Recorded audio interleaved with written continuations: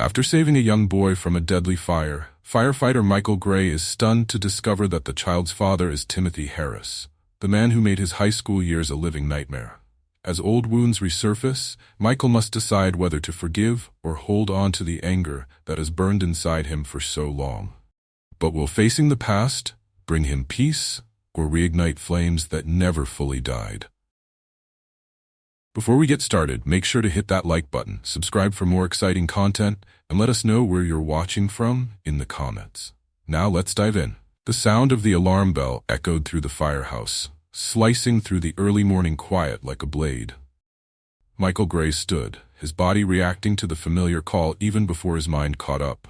His heartbeat accelerated, but his face remained calm and focused.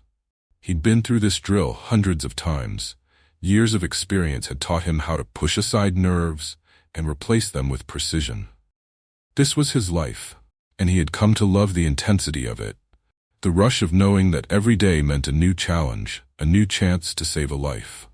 But today would be different, though he didn't know it yet. The fire station was a second home to him, a place where camaraderie and purpose intersected. Michael's fellow firefighters respected him deeply. He wasn't just another member of the crew. He was a leader in every sense. People looked up to him not just for his skill, but for his steady demeanor under pressure. Outside the station, however, the world wasn't always as welcoming. Michael's eyes flickered with something like recognition as he pulled on his gear: boots, jacket, helmet. Memories from long ago crept to the surface, uninvited. It was something about the way the sunlight slanted through the windows that took him back to high school. The warmth of the day was reminiscent of those afternoons spent on the football field, where he had been a promising athlete before life had gotten complicated. Back then, things were far from perfect. No matter how hard Michael worked to blend in, to excel, to prove his worth, there were always whispers, always comments. But there was one face he could never forget: Timothy Harris. Tall, blonde, and quick with a smile that often masked his cruelty, Timothy had been the leader of a group of boys who tormented Michael. The sting of their words had lingered long after school days ended, even if the physical blows were easier to forget. Michael wasn't the only target, of course, but the racial undertones in their taunts made him feel isolated in a way that went deeper than mere high school bullying. Timothy, with his easy confidence and family connections, was someone Michael could never seem to escape back then. Even though years had passed, those memories never fully left. Michael had built a life far beyond the smallness of those teenage insults, but every once in a while, they resurfaced. It wasn't that he let them control him, it was just that some wounds left scars. As the fire truck roared through the streets, Michael tried to shake off the past. He focused on the task at hand. Lives were at stake today. When they arrived at the scene, thick plumes of black smoke billowed into the sky. The house was already engulfed in flames, heat radiating off it like an angry beast. Michael's adrenaline surged. His crew moved swiftly, pulling hoses, shouting commands, moving like a well-oiled machine. The fire was intense, burning hotter than most. Michael's instincts kicked in as he helped break down the door to the house. He was the first one in, as usual. It was part of his job to go where others hesitated, to face the danger head-on. He could hear the crackle of the fire, the groan of the structure weakening under the strain. It was a sound he had become all too familiar with over the years. The hallway was thick with smoke, visibility down to almost nothing, but Michael heard a faint cry. His heart raced as he followed the sound, pushing through the suffocating heat, his gloved hands feeling their way along the walls. A child's voice, frightened and desperate, reached his ears, pulling him forward. Michael found the boy huddled in a corner, his small frame trembling, his face streaked with soot. He couldn't have been more than 6 or 7 years old, barely old enough to comprehend the danger around him. The ceiling above them groaned ominously, and Michael knew they didn't have much time. He moved quickly, wrapping the boy in a fire-resistant blanket, his voice calm and reassuring despite the chaos. "Hold on, buddy, I've got you," he said softly, cradling the child in his arms. The boy clung to him, his tiny fingers gripping Michael's jacket. Michael navigated through the smoke and debris, his mind focused on getting out before the building collapsed. Every second counted. The heat was unbearable, even through his protective gear, but Michael was used to working under extreme conditions. He moved with practiced precision, his breathing steady, even as his body screamed from the exertion. Finally, they emerged into the daylight. Michael felt the fresh air on his face as they cleared the threshold. He rushed the child to safety, laying him down on the grass, where paramedics quickly took over. He watched as they checked the boy, noting with relief that he was conscious, though clearly shaken. Then, out of the corner of his eye, Michael saw a man and a woman running toward the scene. Their faces were pale with fear, their eyes locked on the boy. As they got closer, Michael froze. The man rushing toward the child was Timothy Harris. In that moment, everything stopped. The roar of the fire, the shouts of the firefighters, it all faded into the background. Michael's mind raced back to those days in high school, to the sting of Timothy's taunts, the cruel laughter that echoed in his ears. And now, here he was, saving the life of Timothy's son. Timothy reached his son, scooping him up into his arms, tears streaming down his face. His wife, too, was sobbing, her hands shaking as she checked their child over for injuries. Timothy looked up then, his eyes meeting Michael's for the first time. For a second, there was no recognition, just the raw emotion of a parent relieved to see their child safe. But then slowly, realization dawned on Timothy's face. It had been years, but something in Michael's eyes, in his stance, must have triggered the memory. Timothy's expression shifted from gratitude to confusion, and then, finally, to a kind of stunned disbelief. He opened his mouth to speak, but no words came out. Michael, still breathing hard from the exertion of the rescue, stood in silence. The flames still raged behind him, but all he could see was the face of the man who had once caused him so much pain. This was the boy Timothy had become, a man with a family, with a son who had just been pulled from the jaws of death by the very person he used to torment. The weight of the moment pressed down on Michael, but he held his ground. There were no words exchanged, no immediate confrontation. Just the shared understanding that life, in all its unpredictability, had brought them back together in the most unexpected of ways. As the paramedics worked on Timothy's son, and the fire raged on behind them, Michael turned and walked back toward his team, his mind racing with thoughts he had long buried. The past, it seemed, wasn't as far away as he had hoped. Michael stood still for a moment, watching the reunion of Timothy and his son as the fire burned behind him. The heat of the blaze was nothing compared to the flood of emotions that now surged through him. It had been years since he had thought of Timothy Harris, really thought about him. Sure, his mind would wander back to those high school days every now and then, but never with this intensity. Not with the image of Timothy kneeling in front of his son, cradling him with tears in his eyes. Michael clenched his fists, feeling the heat of the fire at his back and the memories of the past creeping up on him. It was almost too much. The sheer weight of the moment. The boy he had just saved, the life he had risked his own for, was Timothy's son. Timothy, the man who had led the charge of ridicule, humiliation, and taunts during Michael's teenage years. The irony wasn't lost on him, but there was no time to dwell on it now. The fire still raged behind him, and there were other lives at stake. Michael turned his back on the scene, refocusing his mind on the job at hand. The building was old, creaking and groaning under the pressure of the heat. Smoke billowed from broken windows, thick and black, curling upward like an omen. Michael's fellow firefighters were already at work, directing hoses toward the flames, shouting commands as they tried to contain the inferno. "Michael, we've still got people inside," one of his colleagues shouted over the roar of the fire. His voice broke through the haze of Michael's thoughts, bringing him back to the present. Without hesitation, Michael moved back toward the building. His body knew what to do, even if his mind was still spinning from the earlier encounter. He grabbed his axe and re-entered the blazing structure, the heat wrapping around him like a heavy blanket. The air was thick with smoke, but Michael's training took over.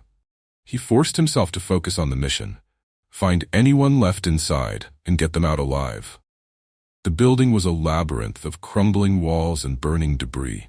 Michael's eyes stung from the smoke, but he pushed forward, navigating through the hellish environment. He could hear the crackle of the fire all around him, the groans of the building as it strained under the heat.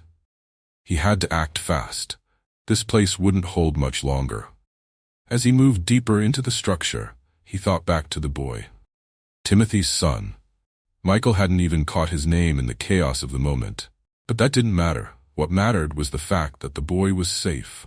That, no matter what, Michael had done his job. But why was it so hard to shake the feeling that had settled in his chest? The fire was closing in around him, the smoke thickening, making it harder to see. He had to keep moving. Michael's thoughts kept flickering back to the past, to the years spent enduring the subtle and not-so-subtle racism from kids like Timothy. In high school, there were good days and bad days. Most days, Michael would try to blend in, not to call attention to himself. But kids like Timothy wouldn't let him disappear so easily. There were the taunts, the jokes, the casual way Timothy would push him in the hall or make a comment under his breath during gym class. But it was more than just physical. It was the feeling of being made to feel less than, of being treated as an outsider because of the color of his skin. Even in a town where everyone knew everyone, Michael was made to feel like he didn't quite belong. Timothy had been a master at subtle cruelty, making sure no one noticed the full extent of his actions. The teachers didn't see it, or they chose to ignore it. And Michael, well, he learned early on that standing up for himself often led to more trouble. So he kept his head down, did what he had to do, and endured. But he never forgot. A loud crash jolted Michael out of his thoughts. A beam had fallen from the ceiling, blocking the hallway in front of him. The fire was spreading fast, the heat so intense it felt like it was searing his skin even through his gear. He swung his axe, breaking through the debris, his body moving on autopilot as his mind raced with memories. Every step he took reminded him of why he had chosen this path, why he had become a firefighter in the first place. It was because of people like Timothy. Michael had spent his life proving that he was more than the labels others had placed on him. More than just the color of his skin, more than the assumptions made about him. And firefighting? It was the ultimate act of proving them wrong.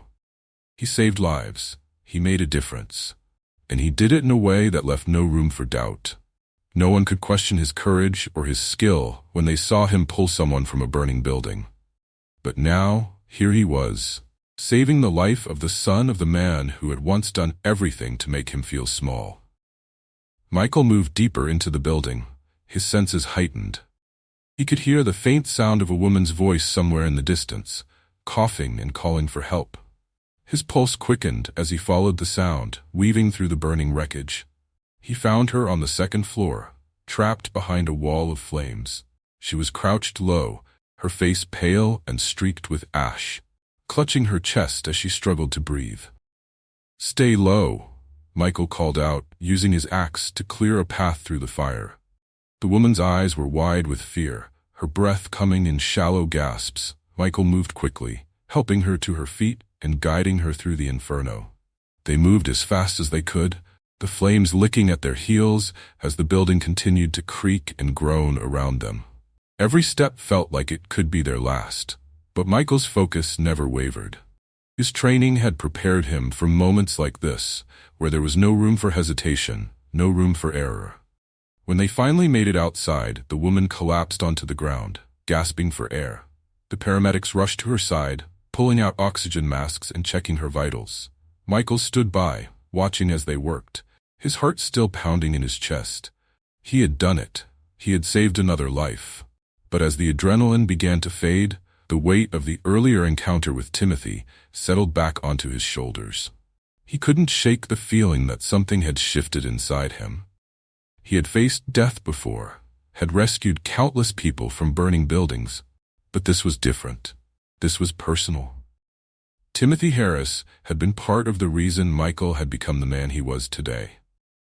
The memories of those high school years had fueled his drive to succeed, to prove himself, to show the world that he was more than the stereotypes placed upon him. But now, after all these years, Timothy's son had been the one in need of saving, and Michael had done it without hesitation. As he stood there watching the smoke rise from the charred remains of the building, Michael couldn't help but wonder if this was what karma looked like. Was this the universe's way of forcing him to confront the past, To face the man who had once tried to tear him down? Michael didn't have the answers, but he knew one thing for certain. The past had a way of catching up with you, no matter how far you tried to run. As the fire crew began to wrap up and the chaos of the scene slowly quieted, Michael found himself looking for Timothy again. He spotted him standing by the ambulance, his arms wrapped around his son, his eyes still wide with the shock of what had just happened. For a brief moment, their eyes met across the chaos. Timothy didn't say anything. He didn't need to. The gratitude was there, but so was something else. Recognition, and maybe, just maybe, regret. Michael turned away, his mind still racing. He had done his job, saved a life. But the real fire, the one burning inside him, was just beginning to ignite. As the sun dipped below the horizon, casting a burnt orange glow over the fire station, Michael sat alone in the locker room, peeling off his gear. His hands trembled slightly, not from physical exhaustion, but from the emotional weight that had settled heavily on his chest. The day had been grueling, but not because of the fire. He had fought far worse blazes, seen much more destruction in his career. No, what had shaken him was the unexpected encounter with Timothy Harris. He leaned back against the cold metal of his locker, letting his head rest on the edge, and closed his eyes. The memory of Timothy's face, first one of shock, then of recognition, was branded into his mind. It wasn't just that Timothy had recognized him, it was the unspoken understanding that passed between them in that brief moment. Michael hadn't needed words to know that Timothy remembered. How could he forget? High school might have been years ago, but some things, some people, left lasting marks. Michael exhaled slowly, willing himself to calm down. But as the quiet of the fire station settled around him, the memories he had tried so hard to forget bubbled up to the surface, refusing to be pushed away any longer. High school had been a battleground for Michael. In a predominantly white town, he had been one of only a handful of black students. At first, he had tried to blend in, to disappear into the crowd. He didn't want to draw attention to himself, but that had proven impossible. From the moment he stepped into the school as a freshman, he was marked as different. The subtle jokes, the sideways glances, the casual remarks about his skin color, they had all started early. At first, they were easy enough to brush off. He had learned from his parents how to hold his head high, how to stay quiet and let things slide. "Don't let them get to you, Michael," his father had always said. "You're better than that. They don't define you." But when Timothy Harris entered the picture, everything changed. Timothy had been the golden boy of the school, captain of the football team, class president, son of a wealthy and influential family. His life was perfect, or at least that's how it seemed. He had everything handed to him, and with that came an air of entitlement that made him feel untouchable. Michael had been an easy target for Timothy's need to assert his dominance. At first, it was small things. A shove in the hallway, a snide comment in gym class. Timothy always made sure it was subtle, just enough to let Michael know he wasn't welcome, but not enough to get caught by teachers or coaches. And then it escalated. There had been a particular day, one that Michael would never forget. They had been in the locker room after practice. Michael, exhausted from a grueling day on the field, had been minding his own business, trying to ignore the looks and whispers from Timothy's group. But Timothy had other plans. He sauntered over to Michael's locker, his signature smirk plastered on his face, surrounded by his usual group of followers. "Hey, Gray," Timothy had said, leaning against the locker next to Michael's. His voice was casual, but there was an edge to it. "You think you're pretty good out there on the field, huh?" Michael had ignored him, knowing that engaging would only make things worse. But Timothy wasn't one to be ignored. He stepped closer, his smirk widening. "You think just because you're fast, you belong here? Think again. This isn't your kind of game." Michael had clenched his fists, keeping his eyes on the floor, fighting the urge to retaliate. He could feel the eyes of the other boys on him, waiting to see what he would do. When Michael didn't respond, Timothy had laughed, a cruel, mocking sound that echoed in the locker room. "I guess you're used to running, huh?" he had said, a clear racial undertone in his words. The others had laughed, and the sound of it had cut deeper than any punch. Michael had stayed silent, his jaw clenched so tightly it hurt. He had learned early on that standing up for himself would only lead to more trouble. It wasn't worth it. He just needed to get through high school. That was the mantra he repeated to himself every day. Just get through it. But inside, the pain and anger simmered. He couldn't show it. Couldn't let them see how much their words hurt. To them, it was just a joke, a way to pass the time. But to Michael, it was a constant reminder that no matter what he did, no matter how hard he worked, he would always be seen as different, as less than. The bullying hadn't stopped with words, though. There had been the time Timothy had tripped him in the cafeteria, sending Michael's tray of food crashing to the floor in front of everyone, or the time he had accidentally shoved him into the lockers, hard enough to leave a bruise on his shoulder. And then there were the whispers, the rumors spread behind his back, the comments that made their way through the school like wildfire. It had all been designed to break him, to make him feel small, to remind him that he didn't belong. And it had almost worked. Michael opened his eyes, the weight of those memories pressing down on him. Even after all these years, the sting of those moments hadn't fully faded. He had carried them with him, quietly, never speaking about them to anyone, not even to his closest friends or family.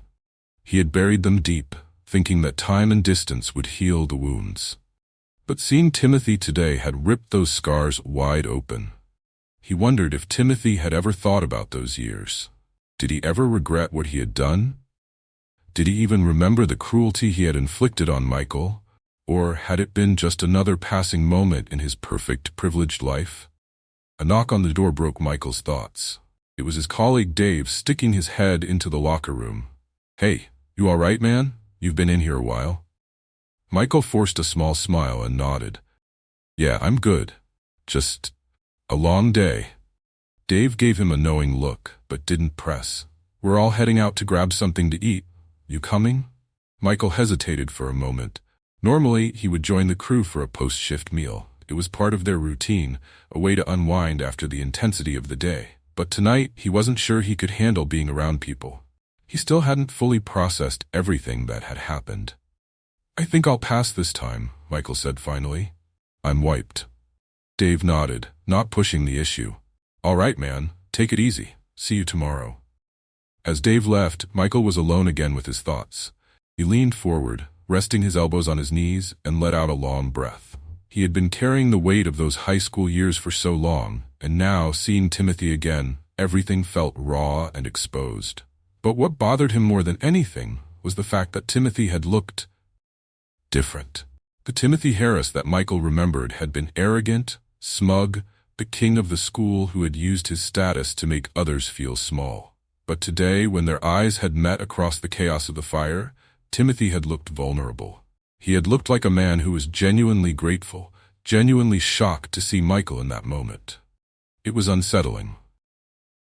Michael stood, grabbing his jacket and slinging it over his shoulder as he made his way out of the station. The night air was cool against his skin as he stepped outside, his breath coming in slow, measured exhales. He needed to clear his head, to figure out what this all meant. He had spent so many years building himself up, becoming the man he was today, in part because of people like Timothy. He had become a firefighter to prove that he was more than the labels placed on him, that he was strong, capable, and valuable. But now, faced with the reality of the situation, that he had saved Timothy's son, that he had been forced to confront the man who had once made him feel so powerless, Michael didn't know how to feel. Part of him wanted to confront Timothy, to make him understand the damage he had done. Another part of him wanted to walk away, to let the past stay buried where it belonged. As he walked through the quiet streets, his thoughts swirling, Michael realized something important. The fire today hadn't just been about saving lives. It had ignited something inside of him, something unresolved. And he knew, deep down, that he couldn't move forward until he faced it. The next few days passed in a blur for Michael, though his mind remained locked on that one moment, his eyes meeting Timothy's across the wreckage of the fire. He tried to throw himself back into the routine of work, letting the adrenaline of emergencies distract him from the emotions swirling beneath the surface. Yet, no matter how many fires he put out, it was the blaze of his past that refused to be extinguished. The uncomfortable truth was that seeing Timothy again had shaken him. And not just because of the history between them. It was the look in Timothy's eyes, the confusion, followed by what Michael could only interpret as guilt. But guilt wasn't enough. Michael needed more. He needed answers, resolute to help him close this painful chapter once and for all. On the third night after the fire, Michael sat alone at his kitchen table, staring blankly at the plate of food he hadn't touched. His mind was too restless, his thoughts too jumbled for him to find any peace. He had spent years building walls around the pain of his high school experience, thinking that moving forward meant burying the past. But the past had a way of resurfacing when you least expected it. And now, the only way to move forward was to confront it head-on. He had never confronted Timothy back then. Part of him had always told himself it wasn't worth it. Standing up to bullies wasn't the answer when you were outnumbered and already marked as different. But now he had a choice. He could let this moment pass and go on pretending the past didn't matter, or he could face it. The decision weighed on him like a heavy stone. He stood from the table, running his hand over his face in frustration. He couldn't just sit here and let these thoughts consume him. Something had to be done. Grabbing his jacket, Michael left his apartment and walked out into the cool evening air. The night sky was clear, the stars faintly visible beyond the city's glow. His footsteps were slow and deliberate, as if each step brought him closer to a resolution he wasn't sure he was ready for. But he knew one thing for certain. He couldn't ignore the situation any longer. The confrontation was inevitable. He didn't even realize where he was walking until he arrived at the house, Timothy's house. The memory of the fire flashed before his eyes, flames licking the walls, the child's frightened face, Timothy's stunned expression. It had all happened so fast, but the aftermath was unfolding in slow motion. Michael stood outside the Harris home, his breath coming in steady exhales as he weighed his next move. The lights were on inside, a soft, warm glow emanating from the windows. He could see shadows moving. Timothy, his wife, and their son going about their evening routine as if nothing extraordinary had happened just days ago, as if their lives hadn't been on the brink of devastation. His feet felt rooted to the ground. What was he even doing here? What did he hope to accomplish by confronting Timothy now? Did he expect an apology, some grand admission of guilt? Would it even matter if Timothy said the right words? Michael took a deep breath, steeling himself. He didn't know what he expected, but he knew he couldn't leave without trying. He approached the door and knocked. It took a few moments before the door opened, and when it did, Michael was greeted by Timothy's wife. She was a kind-looking woman with soft features and warm eyes that contrasted sharply with the memories Michael had of Timothy's hard, mocking expression. She smiled politely, though there was a hint of curiosity in her gaze, as if she wasn't sure why a firefighter was standing on her doorstep days after the blaze had been extinguished. "Hi," Michael said, his voice a little rougher than he intended. "I'm Michael Gray. I'm the firefighter who helped with the fire the other day." Recognition flickered in her eyes and her expression softened. "Oh, of course. You're the one who saved our son. We've been meaning to thank you properly for that. Please, come in." Michael hesitated, but before he could respond, she had already stepped aside, ushering him into the house. He stepped into the warm interior, feeling the sudden weight of the situation bear down on him. This wasn't just any house.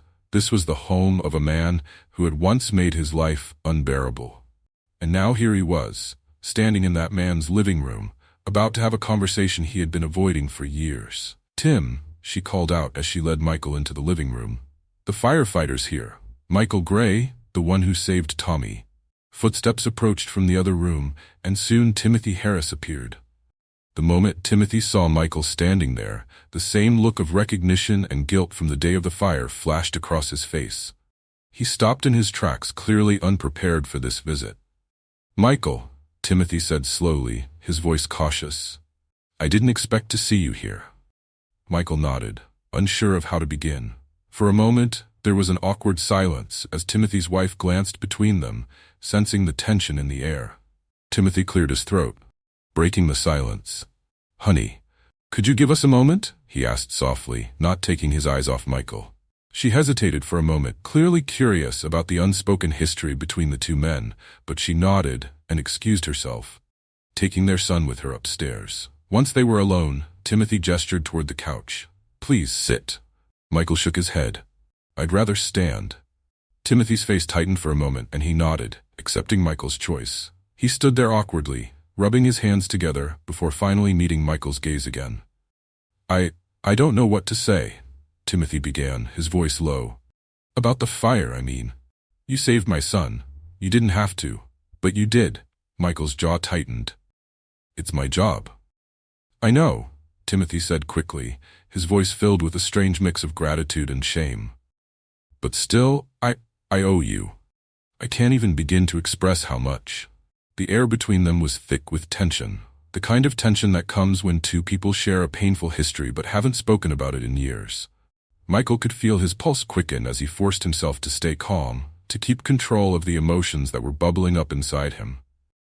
"You don't owe me anything, Timothy," Michael said, his voice steady but firm. "What happened at the fire was just me doing my job. But what I came here for, that's about the past, and I think you know what I'm talking about." Timothy's face paled slightly, and he shifted uncomfortably, his hands still fidgeting as if he didn't quite know what to do with them. He looked down for a moment, avoiding Michael's gaze, before finally speaking. I do know," he said quietly. "I know exactly what you're talking about." Michael took a step closer, his eyes locked on Timothy's. "Do you?" "Because I've been carrying this for years, and I've never had the chance to say anything to you about it. You treated me like I didn't matter, like I was nothing, and I need to know. Do you even remember what you did? Do you even understand how much it hurt?" Timothy's face crumpled as he let out a slow, heavy breath. "I remember, Michael. I remember everything, and I've thought about it more than you know." Michael felt a flicker of surprise at Timothy's admission, but he kept his expression neutral, waiting for him to continue. "I was an idiot back then," Timothy said, his voice thick with regret. "I thought I was invincible, that I could say or do anything, and it wouldn't matter. I didn't think about how much I was hurting people, especially you." Michael's heart pounded in his chest, a swirl of emotions rising up inside him. He had imagined this moment countless times, rehearsing what he would say, how he would confront Timothy. But now, standing here, listening to him speak, he wasn't sure how to feel. "I don't expect you to forgive me," Timothy continued, his voice cracking slightly. "I wouldn't forgive me if I were in your shoes, but I want you to know that I've changed. I'm not that same person anymore. I haven't been for a long time." Michael clenched his fists, feeling the anger and pain that had built up over the years, pushing against the walls he had so carefully constructed. "And what? You think that makes it all better? That just because you've changed, it erases what you did?" Timothy shook his head quickly, his eyes filled with genuine remorse. "No, of course not. I know I can't undo the past. I wanted you to know that I'm sorry. Truly, deeply sorry, for everything." There it was. The apology Michael had never expected to hear. The words he had imagined for so long, but that had never come. And now, standing here, hearing them spill from Timothy's lips, Michael realized something. It wasn't the words that mattered. It was what came after. Michael stared at Timothy for a long moment, the weight of his words hanging in the air between them. His mind flashed back to high school, to the sneers, the shoves, the laughter at his expense. And then, just as quickly, it shifted to the fire, to the fear in Timothy's eyes as he realized his son might not make it out alive. People changed. Life changed. Michael had changed. And standing here, facing the man who had once made him feel so small, Michael realized something important. He wasn't that boy anymore. "I don't know if I can forgive you," Michael said slowly, his voice heavy with the truth. "Not yet, but I needed to hear you say it." Timothy nodded, his eyes glistening with unshed tears. "I understand." And for the first time in years, Michael felt the weight on his chest begin to lift. Just a little. In the days following his confrontation with Timothy, Michael felt lighter, as if a burden he had carried for years had finally been acknowledged. But forgiveness, as he quickly realized, wasn't a singular moment. It wasn't something that could be spoken into existence with a few words. Instead, it was a process. A gradual unfolding, one that would take time, reflection, and perhaps a little more understanding than he had initially thought. As he sat at the kitchen table, the morning sunlight streaming through the window, Michael found himself thinking back to the conversation with Timothy. The man had looked broken, truly regretful. A shadow of the arrogant boy Michael had once known. It had taken everything in Michael not to lash out in anger when he heard Timothy's apology. He had spent years imagining this confrontation, picturing what he might say, how he would release years of pent-up frustration. But in the end, standing face to face with the man who had caused him so much pain, he had realized that forgiveness wasn't about vengeance or even justice. It was about release. About letting go, not for Timothy, but for himself. Yet forgiveness was a journey, and Michael was only just beginning to walk that path. A few days later, Michael was back at the fire station, going through the motions of another shift.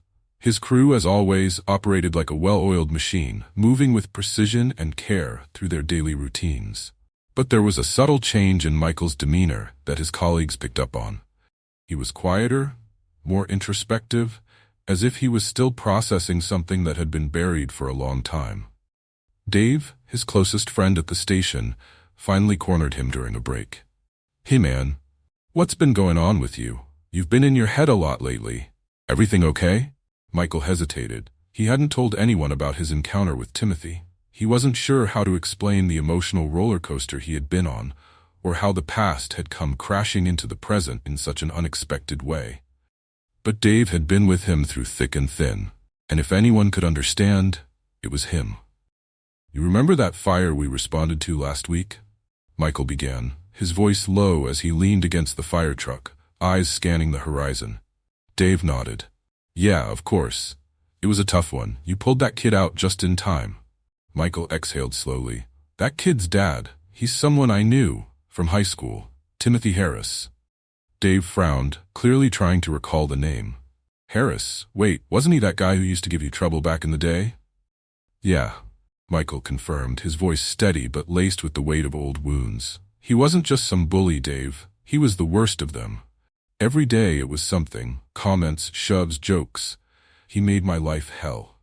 Dave's expression darkened. He had known bits and pieces of Michael's past, but had never realized the full extent of what Michael had endured. "And now you saved his kid." Michael nodded. "Yeah. And after that, I went to see him. To confront him, I guess. I didn't even know what I wanted when I knocked on his door. Maybe just closure. Maybe just to hear him say he was sorry." Dave was quiet for a moment, letting the weight of Michael's words settle in. "Did he?" "He did," Michael said softly. "He apologized, said he regretted everything he did. And you know what? I believe him. I could see it in his eyes. He's changed." Dave looked at him, his brow furrowed. "And how do you feel about that? About him apologizing?" Michael thought about it for a moment before speaking. "I thought it would feel different. I thought hearing him say he was sorry would erase everything, make it all better. But it doesn't. Not completely. It helps, but it doesn't undo the past." Dave nodded thoughtfully. "No, it doesn't. But it sounds like you're getting some peace from it at least. That's something." Michael sighed, running a hand over his head. "Yeah, I guess it is. I'm not there yet, though. I thought forgiving him would be this big moment, like flipping a switch, but it's more complicated than that. I want to let go of the anger. I want to move on, but I also can't pretend it didn't happen." "Maybe you don't have to forgive him all at once," Dave said, his voice gentle. "Maybe forgiveness is a choice you have to make every day, a little at a time, until one day you wake up and realize you don't need to carry that weight anymore." Michael let Dave's words sink in. There was wisdom in them, and they reflected what Michael had been grappling with. Forgiveness wasn't a single act. It was a series of choices. Choices to let go of resentment, to allow for growth, and to accept that the past, while painful, didn't have to define the future. The following weekend, the town held a community event to honor the first responders who had been involved in the fire. It was a small, intimate gathering in a local park, with speeches from local officials, families who had been impacted by the fire, and the firefighters themselves. Michael hadn't planned on attending, preferring to stay out of the spotlight, but the insistence of his colleagues, and perhaps a small part of him wanting some closure, had convinced him to show up. As he arrived at the park, the smell of grilled food filled the air, and the sound of children laughing echoed through the trees. People milled about, chatting and expressing their gratitude to the fire crew. Michael kept to the sidelines, accepting the occasional handshake or pat on the back with a modest smile. Then he saw Timothy. Timothy stood near the edge of the crowd, his wife and son by his side. He hadn't noticed Michael yet, and for a brief moment, Michael considered slipping away unnoticed. But something inside him told him to stay. As if sensing his presence, Timothy looked up and spotted Michael. Their eyes met again, and this time there was no hesitation. Timothy walked toward him, his movements careful, as if unsure of how Michael would receive him in a public setting. "Michael?" Timothy said, his voice soft but steady as he approached. "I'm glad you're here." Michael nodded, his face calm, but the tension in his chest remained. "It's good to see your son doing well." "He's doing great," Timothy said, his voice filled with gratitude. "Because of you." Michael shifted, uncomfortable with the praise. "I was just doing my job." Timothy hesitated, glancing around at the people nearby. "I know we already talked, but there's something I need to say, not just to you, but to everyone." Before Michael could respond, Timothy turned toward the crowd and raised his voice slightly, drawing the attention of those nearby. People quieted, curious as to what was happening. "I want to thank everyone here for coming," Timothy began, his voice carrying across the gathering. "I especially want to thank the firefighters who saved my son's life. One of those men is Michael Gray." There were murmurs of recognition as people turned their attention to Michael, who stood awkwardly, unsure of where this was going. "Michael and I grew up in the same town, went to the same school," Timothy continued, his voice growing more emotional. "And I wasn't kind to him. In fact, I was cruel. I said things and did things that I regret deeply, and I want to take this moment in front of all of you to acknowledge that, to say that I'm sorry, and to thank him, not just for saving my son, but for being the better man." A silence fell over the crowd as Timothy's words hung in the air. Michael felt his heart pounding in his chest, but there was no anger, no resentment, only a strange sense of calm. Timothy had made a public apology, something Michael had never expected. It wasn't about clearing Timothy's conscience. It was about facing the consequences of his actions and making amends in a way that could impact others. As the crowd began to applaud, Michael stood there, unsure of how to respond, but then slowly he stepped forward. Timothy looked at him, his eyes filled with hope, fear, and regret all at once. Michael extended his hand. Timothy hesitated for a split second, then grasped Michael's hand in a firm, meaningful handshake. "I'm not there yet," Michael said quietly, so only Timothy could hear. "But I'm getting there." Timothy nodded, his eyes glassy with unshed tears. "That's all I can ask." The event wrapped up, the sun setting over the horizon in a wash of purples and pinks. Michael stood alone for a moment, watching as families packed up their things and children chased each other through the park. He felt a strange sense of peace settle over him, something he hadn't felt in years. Forgiveness wasn't a destination. It wasn't a place you arrived at and then moved on from. It was a journey, a series of steps, each one bringing you closer to letting go of the past and embracing the future.